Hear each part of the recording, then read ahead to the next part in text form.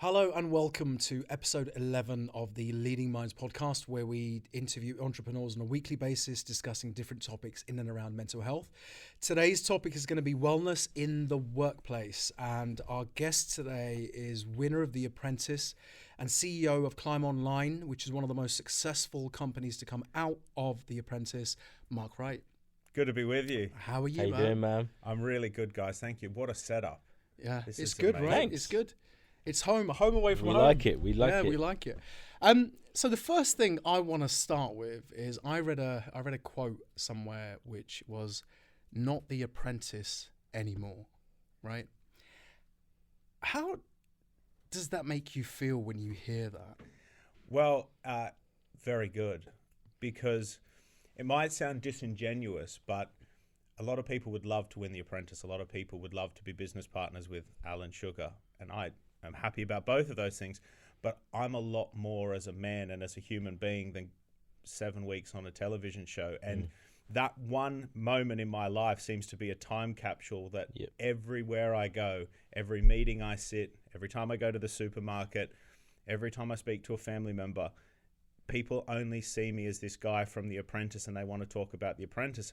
I'm a 32-year-old man. I know I don't look like that. Yeah. 25, I thought. Exactly. I lied on my paperwork. But a human being is a lot more than 6 weeks, 7 weeks. I'm 32 years. I've done a lot of stuff. And I've worked really hard for now just The Apprentice to be only a part of my story. And I've got a long way left to go on my journey. So I'm sure we'll touch on it. We always do in podcasts. But for me, I want to talk about and tell people and work with businesses about marketing, about life, about business, about fitness, health, motivation, so much more than what it takes to win the Apprentice. So for me, that's what it is. That word apprentice must grate on you because, like you've explained, right? I mean, it has its own connotations. Yeah. And to have that attached to you wherever you go, there's got to come a point where you think, mate, I'm not an apprentice. Do you know what I mean? Look, there's two elements. There's the word apprentice, which, okay, fine, it's the name of the show. But the other element is everywhere I go, people ask me about Alan Sugar. They say, what's Lord Sugar like? What have you learnt from him? What are the main things you can tell me that he's told you? And I kind of feel like I'm living in a bit of another man's shadow because of the way the show is formatted, which is fine. He is an amazing guy. He's achieved so much, and I've learnt a lot from him. But I'm an amazing guy too. Yeah. And, it might sound a little arrogant to say that, but it's kind of like, I'm a person too, and I want to be my own Alan Sugar. Okay, maybe if it's not in what he's achieved, but I want to achieve things for myself. So I've worked really hard, specifically in the last 2 years, to step up as my own man, my own businessman, and create things that hopefully one day the people I mentor will say, what's Mark Wright like? Well, I mean, there's this, I'm going to say that there's this misconception that, hard work leads to success. And the reason why I say that that's a misconception is because I think you need to be successful in yourself, a successful person. That phrase needs to be attached to you as an individual to be successful, which I suppose are the traits that you've had within yourself in the first instance to be a successful person, right? 100. What you just said, so important. Before you can become successful at anything, and I always talk about success in business terms because that's my thing, right? But success is a lot of things. But before you can come quote unquote successful, you have to see yourself as successful. You have to see it for yourself. Before I won The Apprentice, I believed I'd won that show. Before I've done anything in my life, I've truly believed it. And the same is true for opportunities that haven't worked out for me. When I was in the opportunity, I knew I wasn't going to get the deal. I knew I wasn't going to get the girl. I knew this wasn't right for me. And it turned out to be true. Your instincts as a human being are unbelievable. And if you can learn to tune into that more, you will be really successful. So let's talk about, you away from Alan Sugar and your journey a little bit, because when we first met, you 22 years old? You're 21. 21, yeah. Right? So you'd come in from Australia, and you said this. I'm quoting you. Whereas other people would have got jobs in pubs and bars, you went and got a job with one of the largest agencies in the world, digital agencies in the world. That's right. What did that feel like to you? I mean, was there a bit of a sense of achievement, maybe, that you've done something slightly different and been employed by this massive agency? Well, I got here in 2012 and I had 172 pounds. And I was living in Victoria in London in a hostel. And I went for my job at the agency where you worked at, how we met, from the hostel. So I had to go to M&S and buy a shirt and some slacks, and I put it on in the toilet, and I went to the interview. Now, this was a really reputable agency. You've got people there making hundreds of thousands of pounds. I had an M&S shirt with a tag on it, festival bands all down my arms because I just traveled around Europe for 2 years, and I had 100 quid. I walked in there like I was the most successful digital marketer of all time. I knew nothing about digital marketing. I knew nothing about cold calling. I knew nothing about the job they were asking me to go. But I just said, listen, I don't know what you do here, but I know I can do it. And for some reason, they employed me. And from that moment, my life completely changed. Do you know, I hear a lot of influencers, and, you know, I hate this, right? Talk about fake it until you make it, right? And that grates on me so much.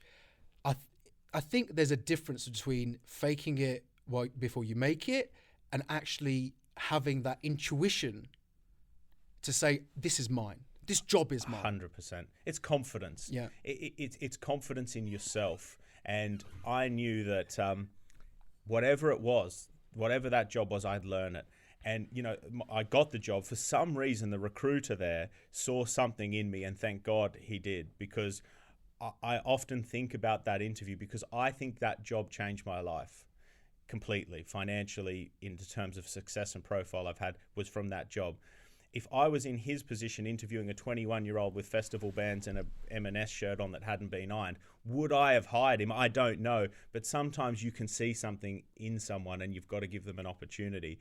And then I started there, and there was guys with Range Rovers, with Porsches, and I had an Oyster card.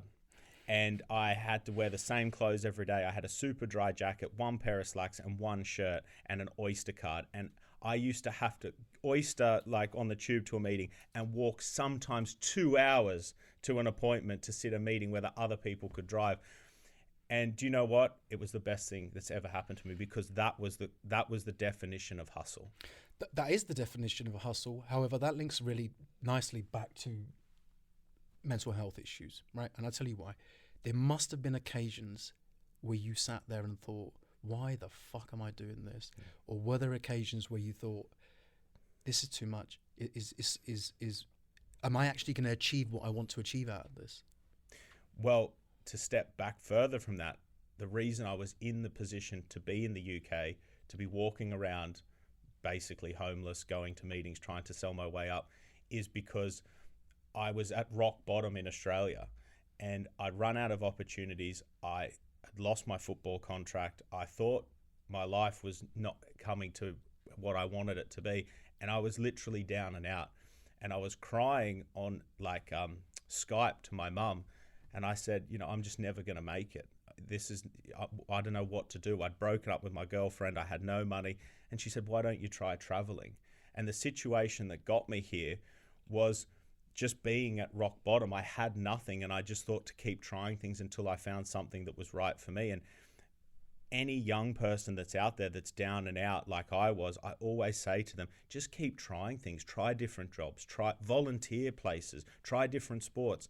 By meeting new people and going into new opportunities, you'll be so surprised how quickly you can turn your life around. Yeah, so I'm glad you brought this up, because it's something I wanted to ask about. Who are you? What's the Mark from Australia? I want to take it right back. You've mentioned football now. Are we talking soccer? Football. Okay, Soccer, good. We can call it football then. Soccer, football. So, talk to us more about that, because I've got plenty of friends who are who have been in the Premiership and have experienced the heights and the lows. So, talk to us more about that. So I'm from a town called Armidale, which is a very small town. We joke, you know, we just got our first set of traffic lights, so we're getting there, you know. And as I was growing up, not many people know this, but I'm dyslexic. I can't read and write at all. And I think people see that as a as a sort of negative. I see it as it's given me my sales ability. I've taken the positive away from that, okay? So I finished school with no grades, absolutely no grades. But I always didn't care about school because I thought I'd be a footballer. I was a really good soccer player, we call it in Australia, and I just thought, I'm going to play for the Socceroos, I'm going to be in the A-League, it's fine. I got scouted by a Chelsea scout when I was 17, and he wanted me to go to America. Then I got a contract with a team called Brisbane Olympic. First season at Brisbane Olympic, I moved from Armidale, the small town, to Brisbane, 3 million people. I discovered alcohol. I discovered girls. For the first time, I wasn't living at home where my training regime was perfect. I was living in a share house with 5 other lads who also liked girls and alcohol. All of a sudden, my football career just went down the toilet because my focus was not on football. My focus was not on, they talk about Cristiano Ronaldo and why he's so great. The guy is disciplined. He's focused consistently. As soon as I lost that focus, I got injuries. I got the first injuries I ever got. I stopped playing well. I wasn't interested, and I lost my contract. And it was the most devastating point in my life at that point when I lost my footballing contract, because for 17, 18 years beforehand, all I thought was I'd be a football player. So it was the first time I had to wake up to the fact that I wasn't. I found myself being a waiter in a steak restaurant, and I couldn't enter the orders into the till because I'm dyslexic. I'd write the orders down at the table. By the time I'd get back to the till, I couldn't read my own handwriting. So I was entering in, and I was getting fired from being a waiter. Here's this guy thinks he's the most amazing guy, going to be a footballer, can't even be a damn waiter. And it was a really interesting point.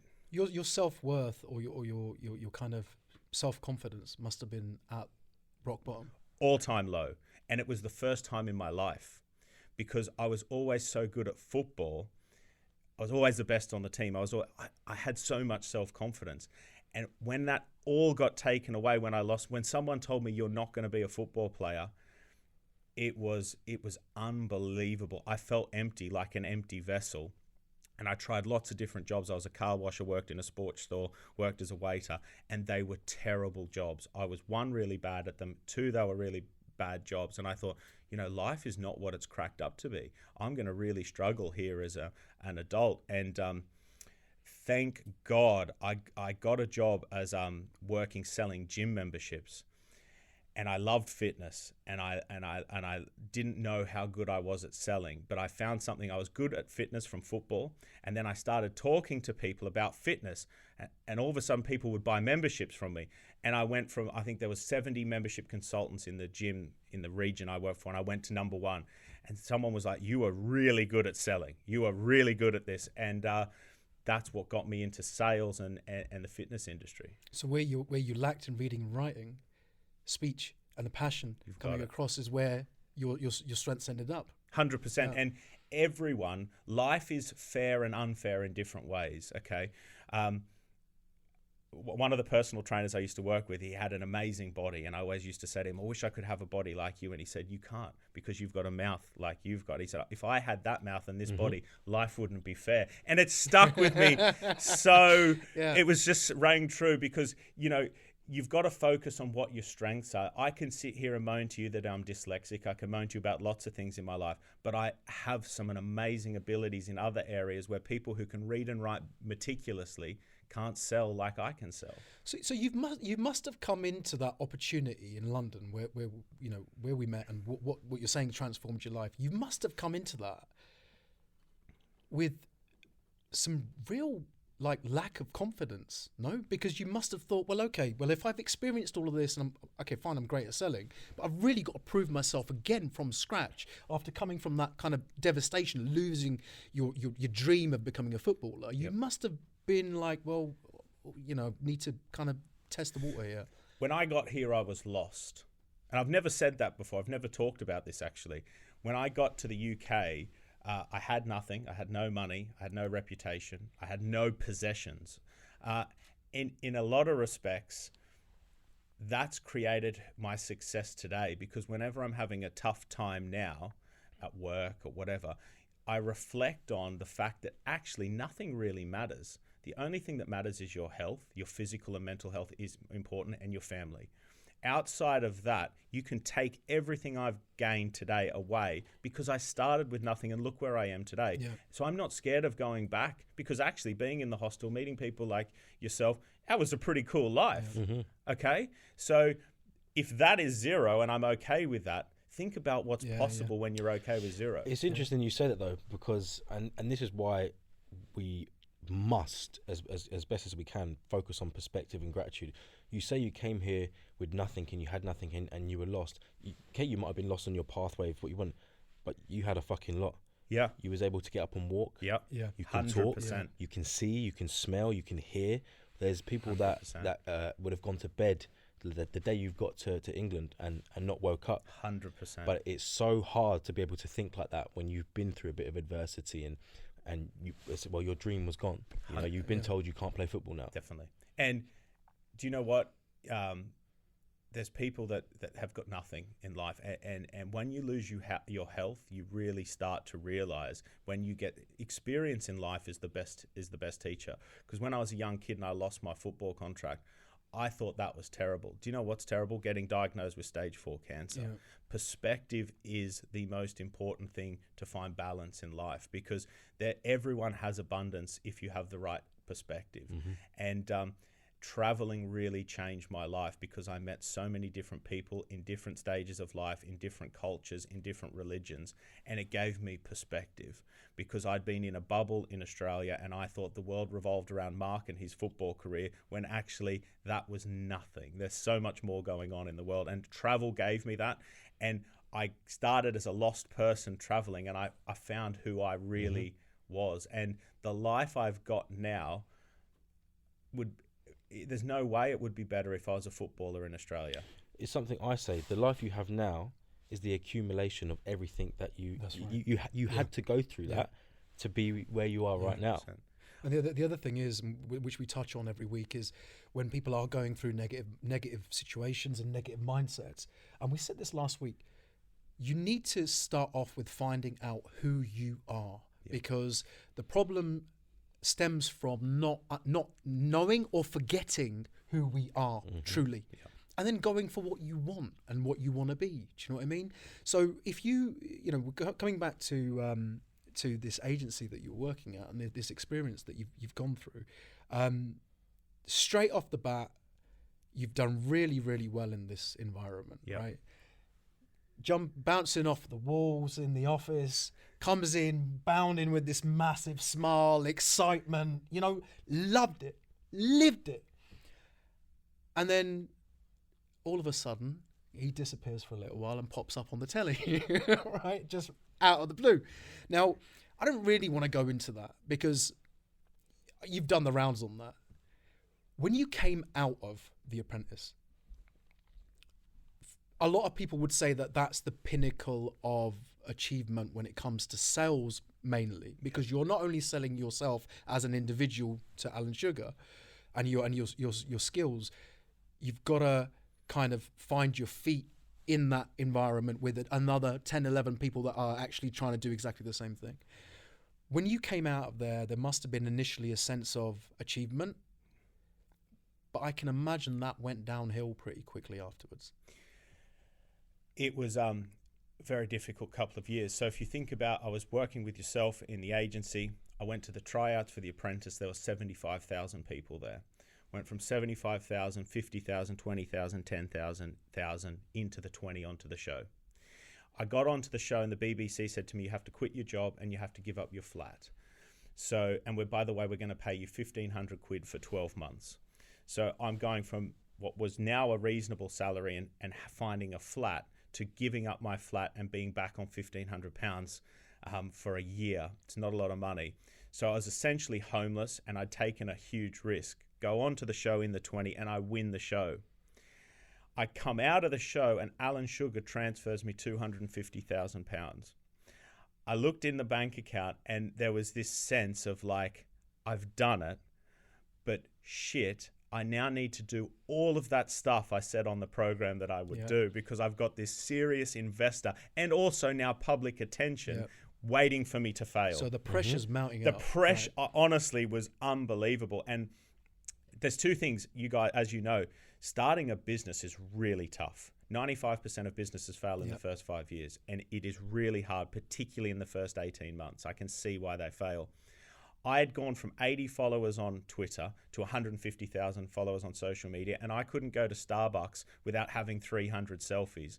So I went from this guy from Australia who no one knew, to everyone knowing me, all of this social media, all of this press interviews, and all of a sudden, by the way, bars are ringing me up, come here and have a free night out. Girls are all over me. And there's this ego side of you, right? That wants the free bottles, that wants the girls. And then there's Alan Sugar going, how's my investment looking? So out of 15 apprentices, I'm only one of few left apprentice winners, because actually winning the show was the easy bit. Yeah. Dealing with the profile element, dealing with the startup business element was so challenging. And what the side I didn't see coming was all of the trolls, the abuse, the negative side of the TV, people following me home, people sending me weird stuff in the mail. I wasn't expecting any of that. Ex-colleagues coming out and saying things on social media.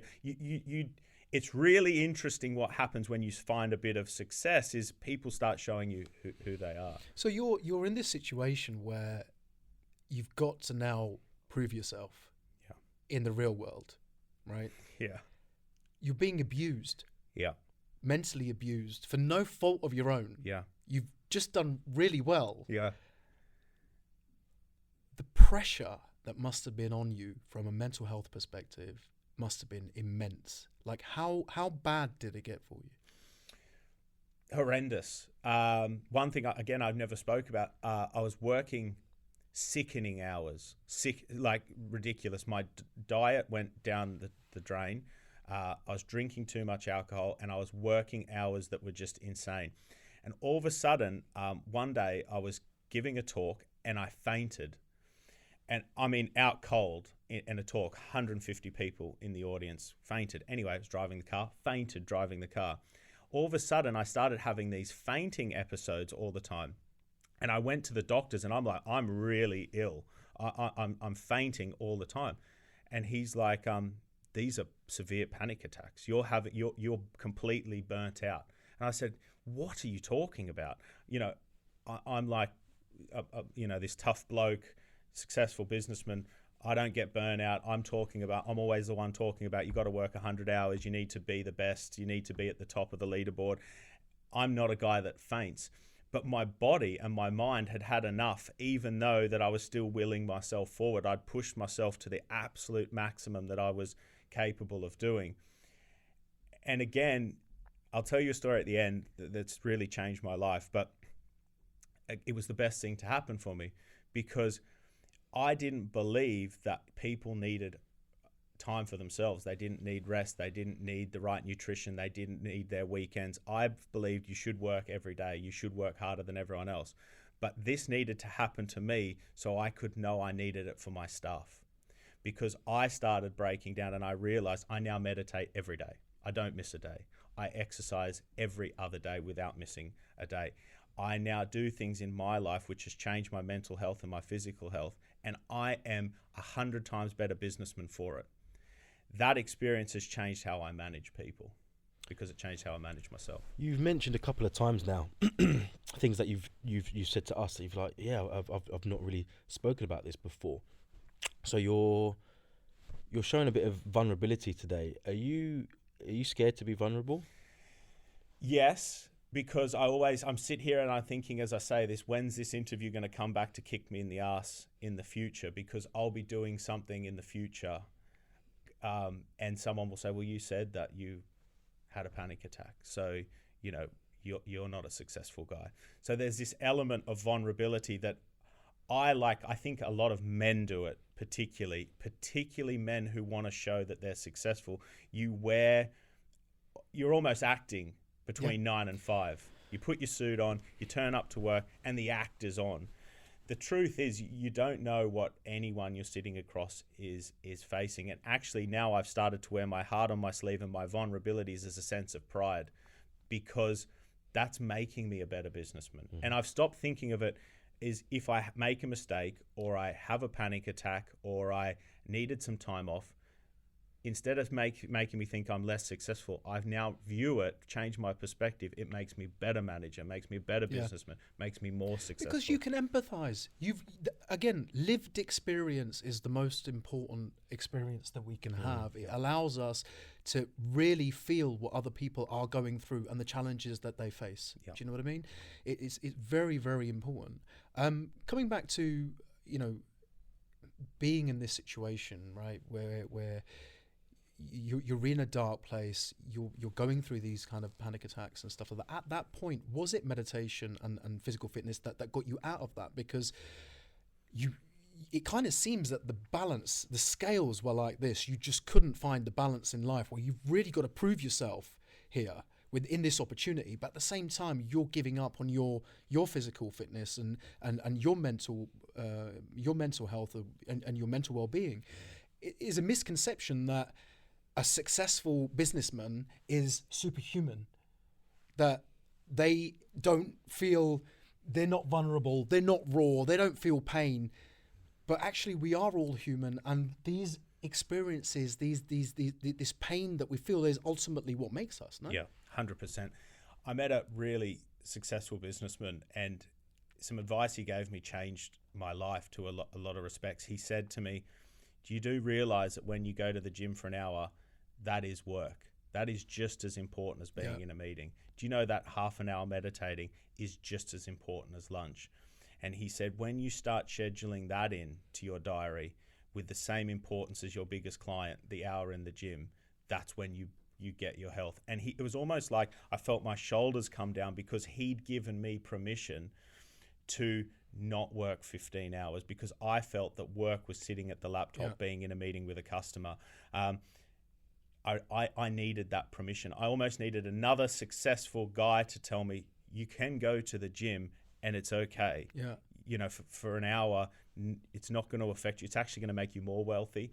And I'd almost been trained the wrong way. I had a lot of, bad habits, which was overworking to the point where I was not being productive. I wasn't being healthy. And one of Lord Sugar's advisors actually pulled me in and he said, you're going to be rich, but you're going to be the youngest rich guy in the cemetery. Yeah. And But Mark, that's a societal issue. Yeah. This is what we're taught. I think it's a massively westernized issue, you're told exactly what Mark said. It's glamorized to fuck sleep. You got to work. You got to do this. You got to drive the fast car. You got to get the girls. Success. No. It's a lot more popular now. What we've spoken about on previous podcasts: meditation and breathwork, and spiritualism. But certainly, when you guys would have been working together, no one would have been speaking about that. That was soft. They were soft topics. Yeah, it was soft topics. There was nothing. In fact, and we're going to touch on this, still does not exist. The access to the resources that you would need in that environment still don't exist. There's people get confused. Your business is a separate entity. You are not that entity. You are an individual. Yes, you drive that entity and you push that entity forward. But if there's no you, and you're not 100% productive, how on earth do you imagine your business to be pushed forward? 100%. It can't. And it's very difficult in society for us to separate the two. Again, I'll say it's societal. And again, I'll say, there's this misconception that hard work leads to success. I mean, hard grind leads to success. It doesn't. It starts in here. It starts in your mind. You have to have a successful mindset to be successful. But that means investing in yourself, investing in your physical fitness and your mental wellness. Do you know what I mean? It's really interesting because how can I be really successful if I'm fainting on the floor every 5 minutes because I'm so stressed, I've not slept, I've not eaten. I got in this habit, right, of being over-connected to my technology, which I think is so easy. I had all these followers on social media. I feel that if you email me, I need to write back in 5 minutes. I feel if you send me a LinkedIn message, I've got to read it and write back. But I have LinkedIn, Twitter, Instagram, TikTok, email, WhatsApp. I was constantly plugged in, and I was getting anxious about how many different. And when you have all these followers and everyone's writing to you, it's impossible. So you're just over connected to everything. And people say, oh, well, I sent you a Microsoft Teams and I Zoomed you and I this you. It's like, I can't keep up with this. So I made coronavirus has been the best thing to ever happen to my understanding of how to operate myself, because it shut everything down and I could reflect on, what the hell am I doing here? I am working like a dog. And am I actually achieving what I want to achieve? I'm achieving what society says I should achieve, but is that what I want to do? So now I'm virtually impossible to get hold of online, and I'm having much less time on my phone, much less time. I've not posted content on social media, and people message me saying, I loved your content. Please keep posting it. Please keep putting content out there. But I needed some time off for me, because that content was going to stop, because I was going to have a breakdown, because I was working, I own 5 companies. I have, hundreds of employees, and I've got to do all of this stuff. What did I want to do? And that's what coronavirus really helped me reflect on. And I think I'm the healthiest now I've ever been in my whole life, and I'm the happiest. It's been a double-edged sword for a lot of people. Yeah. You've either come out of this pandemic much better than you went in, or you're in situations where you're a lot worse off mental 100%. health wise. Ultimately, we all need to go back to work at some point. Yep. Now, what mindset are you carrying into your workplace? And now this comes back to Climb Online and the culture that you've built within there. We touched on this before the podcast. You are starting to see the impact of of mental health impact within your business right now, aren't you, with your staff? It is, I believe, the real pandemic is, we hear so much about coronavirus. We hear so much about climate change. The real pandemic is happening in young people's mental health. And the reason why it's not on the TV and radio constantly is because no one's got an answer. Yeah. The answer to coronavirus has an answer. The answer to climate change is produce less carbon.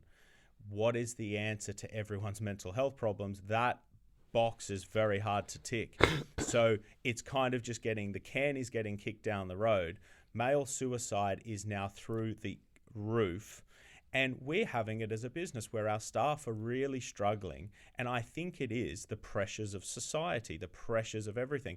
So I've invested massively in our HR department in trying to solve this problem. And it is really difficult because everyone's problems are slightly different.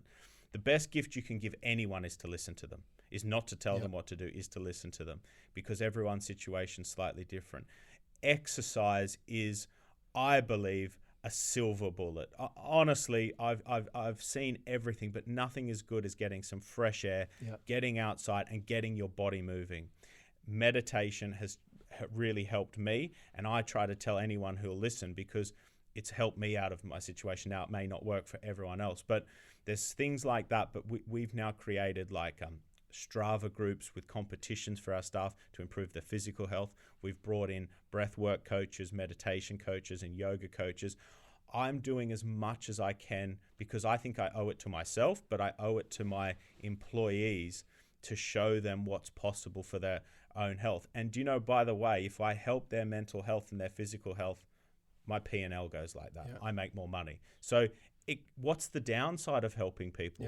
I achieve my goals as a businessman, but also you're kind of being a good human being. Well, the other unfortunate thing is, I'm sure that when you went out to look for these services to help your staff overcome their mental health challenges, I'm sure you found it very, very difficult to find to access. Impossible to find. And the one or two we found were so expensive. They're like, oh, well, we help Manchester United. What's that? How good's that to a business? A local business. That doesn't help us. We need help for everyday people with everyday problems, and we need it urgently, because some of my people have been signed off ill for so long. We've lost employees that have had to leave because their mental health is so poor. I'd never seen this until 2 years ago, and now it's severe. It kind of came so quickly, and now it's so severe, and no one really knows what to do about it. I think this is just the tip of the iceberg, and this is one of the reasons why we set up Leading Minds is to be able to give people, access to those resources wherever and whenever they are. Now, coming back to something you touched on, you said, okay, if I work on my staff's mental health, my productivity goes up. That's great from a business perspective, but isn't it unfortunate that within your workplace would be the only place that individual would be able to reach out for access to something to help them, or to acknowledge that they have an issue and a problem? Yeah. Do you know what I mean? 100%. One thing that's actually, I think, been really beneficial is that a lot of my male staff who haven't been confident to seek help in everyday life because they maybe don't feel it's like manly to do so, by me approaching them and saying to them, I'm having some difficulties in my own life, how's it going for you?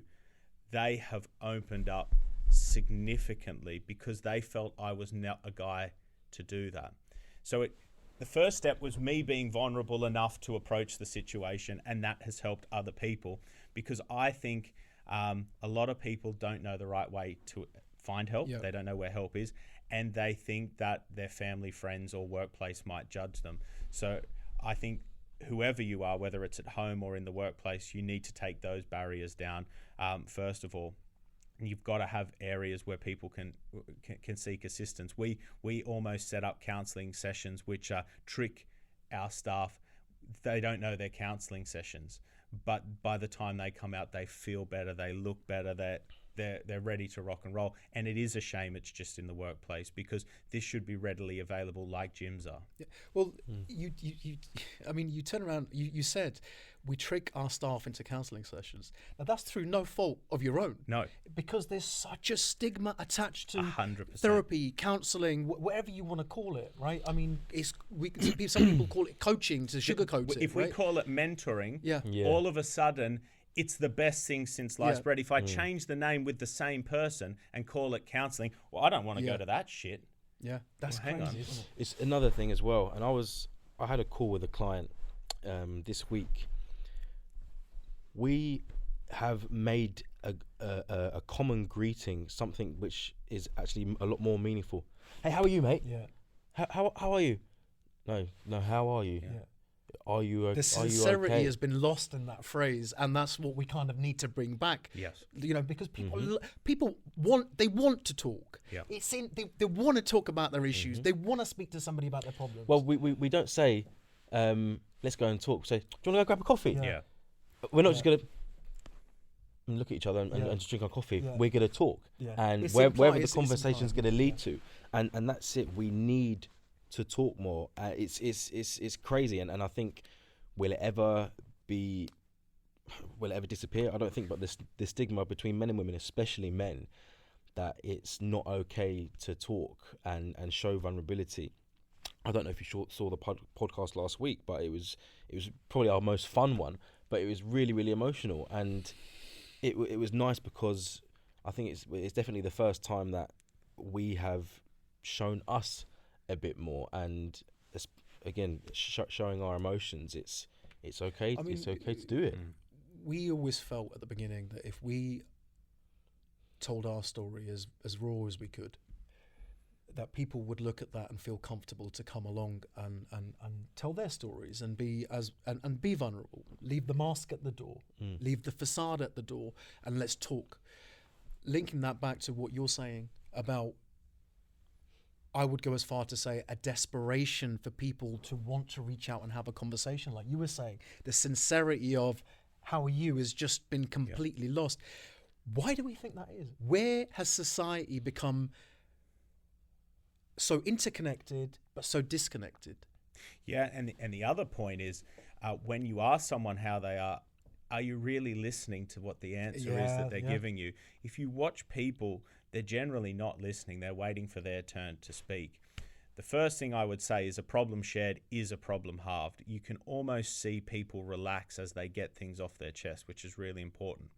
But it is our duty when people tell you what's going on with them, if there's serious issues in there, what are you going to, first of all, really listen to those and make that person feel understood? Then what are you going to do? And that's the big question. What do you do? Because when people really unpack with you what's going on, you need to take action off the back of that. You need to find them some assistance, because you need to reward them and show them by that level of authenticity and honesty. That does help. Because if you evoke emotion by, even with our podcasts, we are evoking emotions in people. But where a lot of places are disconnected is where they evoke emotion but don't provide the solution for it. Because what's the good of that? Exactly, right? So within the workplace, I think it's really great that you are evoking those emotions and starting those conversations and providing the support, no matter how difficult it is to find, being able to provide that support. But doesn't that just then highlight the problem even more, that, why are these services not accessible? Why are people not able to achieve the tools and the support for good mental health? I mean, we were talking about it earlier on. We're now starting to see businesses are starting to take action, where Nike have given their staff a week off. There's a very big insurance company over in Far East where they've now given their staff 12 mental health days, one a month every year. But is that enough? It's not enough. Nowhere near enough. And for me, a company as big as Nike, I have to ask the question: is this for publicity, or is this completely genuine? And that's the thing. Authenticity is so important. It's like the companies that put the rainbow, the LGBT rainbow up for a month, and then it's gone. But what is your process and what is your attitude 12 months of the year? And my attitude has always been, as a business owner, I don't talk about things, and that's why I'm a little uncomfortable about this. I've never talked about these things publicly. We don't just change our thing for a month. We don't just do carbon footprint when it helps us to get a few extra deals off the back of it. You really need to stand for things that you stand for, and you don't have to stand for every cause, because it comes across unauthentic. But then, from your experience, right, that authenticity comes from lived experience. That's right. You can empathize with your staff because you've been through those mental health challenges. That's right. So that plays a massive part in the decisions that you make. That's why I was saying about my experience getting to this point, is why I've really taken the bull by the horns, because I realized that if I was driving myself into the ground and being unproductive, what's the good of that, doing that to 40 or 50 other guys in the business? It's not going to work. So fix myself first. You know how they say in the aeroplane, put your own oxygen mask on before you do someone else. I figured out what works for me. I got in a good habit and a good routine for me. And now I'm really spending time and money investing into my people. And do you know what? We've just had our best 12 months of trading ever. Our staff retention is in an excellent position because I've got happy, healthy employees. Now, is everyone happy and healthy? Absolutely not. There's still so much more to do. But I think every company needs to really focus on this. Do you know why Nike and people are probably doing it? Is because they're seeing sick days, they're seeing their business go to bits, and they're thinking, oh, we'll do this and we'll put a PR statement out. Forget about the PR statement. Fix your people and the business goes better. And that's what you want anyway. Yeah. So everyone wins. Yeah. I mean, you've got a full wellness program going on in your in your business. So you've got yoga, you've got meditation. That's right. So meditation, obviously, that's from your own experience, right? Same as me. Meditation for me helped me considerably. Meditation for Courtney looks very different than other people. It's a running joke, right? But you know, all these things. I mean, we hold an open day once a month. The next one is on the 26th of September down in Ladbroke Grove, and what we do is we put on sessions for free. So people can come along and do yoga. Fantastic. They can do breath work. They can do. We have a group PT training session. This month we're hoping to have an ice bath down there, and honestly, it's good fun. But the whole point of it is for people in negative mindsets to come along and take that first step. Find which route and avenue works for you, right? Which you can relate to, that allowed you to then start moving forward and putting these habits into place. Because it's all fair and well having these wellness programs and stuff like that. The aftercare, the longevity of it, comes from people sticking to habits. Creating 100%. habits, and then sticking to them. And again, if you go on Instagram today, you'll see a guy standing next to a Lamborghini with a pile of cash, and it says you've got to get up at 4 a.m, you've got to drink a litre of green juice, you've got to meditate for an hour, you've then got to run 7 miles. I'm thinking, shit, how am I going to do all that Yeah, before yeah. work That's right. starts? The truth is that guy's not doing that. Yeah. And also, by the way, he's not rich. Yeah. What you need to find is not what works for me or you guys, it's what works for you. Absolutely. You might find that playing touch rugby and going to church changes your life. Walking your dogs. Walking your dog, meditating, whatever. Every person's thing is going to be, it might be a green juice. It might be going for a run. It might be swimming. Try lots of different things and get in a habit and a routine that makes you feel good about yourself. And if you do that, you'll do your job better. You'll be a better husband, wife, whatever it might be. And we need to create time for that. Companies need to create space and time for people to do that. And if they do that, we'll have better businesses as well. And it needs to be a focus because, trust me, we're going to save the planet through carbon emissions and all of that stuff, but we're going to need people here to do it. Exactly. And we need them to be okay. Yeah. Exactly. Absolutely. So I want to know, what do you stand for?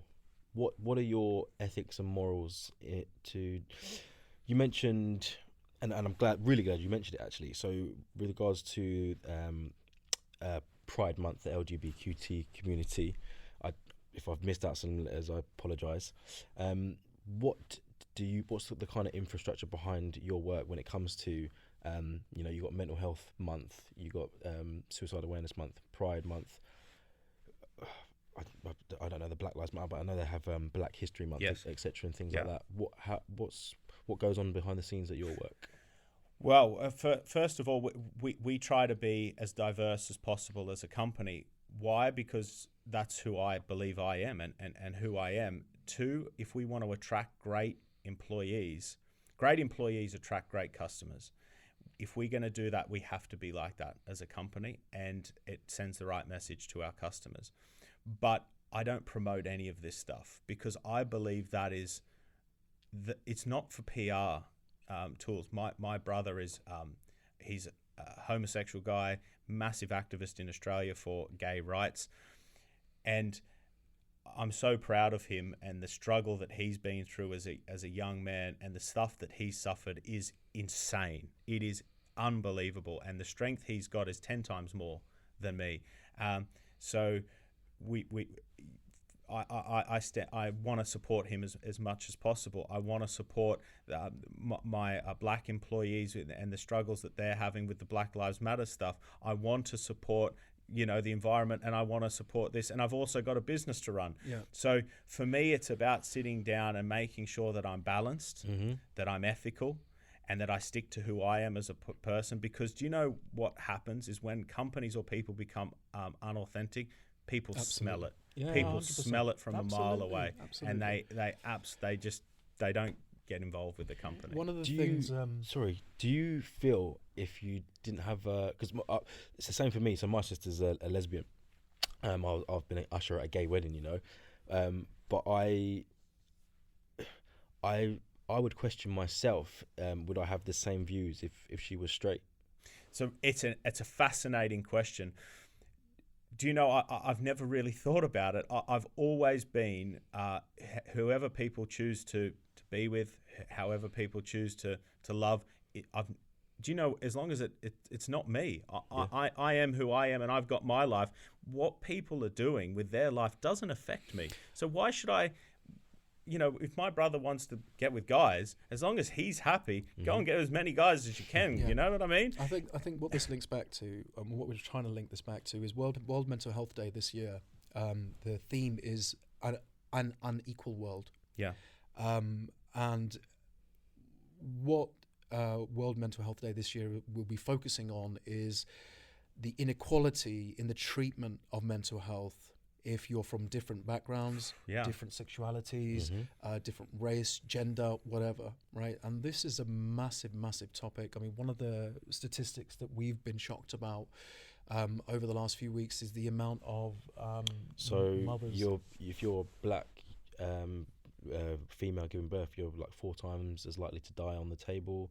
A white person being diagnosed with whatever mental health issues, whether it be schizophrenia, etc., will get the correct care, whereas I think you're more than likely to be sectioned. Yeah, you're more likely to be sectioned as somebody from an ethnic background than an indigenous. Well, Yeah, I don't wanna with use someone with that, indigenous, exactly the same mental health exactly issues. the same. And also, if you look at the statistics between people that come from poverty, from poor backgrounds, against the people that are rich, there is a massive disparity between the help and support that they get and they have access to. Fascinating. And this is something that obviously, you know, we are really going to push over the next 2-3 months. Inequality within mental health. I mean, think about it. Mental health in itself as a general subject doesn't get addressed. Yeah. And here are issues which are a lot deeper that are happening out there in society. We talk about you know, you've got all these Afghan refugees coming over and they're being helped out, which I think is brilliant. We've got indigenous, you know, people that need that same help that aren't getting that support, and you again, you have to look, are we doing this to be seen as this great country, should I say? But then we speak about looking after our own.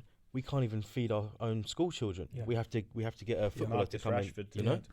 Listen, there's a lot that we could go into there, and I think there's so many different mountains to climb. There's too many for any one person, and my hope that I listen to LBC in the radio whenever I am. I listen to podcasts on news and all of this stuff, and where I've come to is I can only affect so much as one man, and all I can do every day is treat everyone equally who I come into contact with, and by setting the right example for myself, my employees and my companies, I can affect as much as I can. Absolutely. And if we all start doing that, as long as I don't treat anyone different because they're black, white, a woman, homosexual, whatever, I will affect Mark Wright's world. Yeah.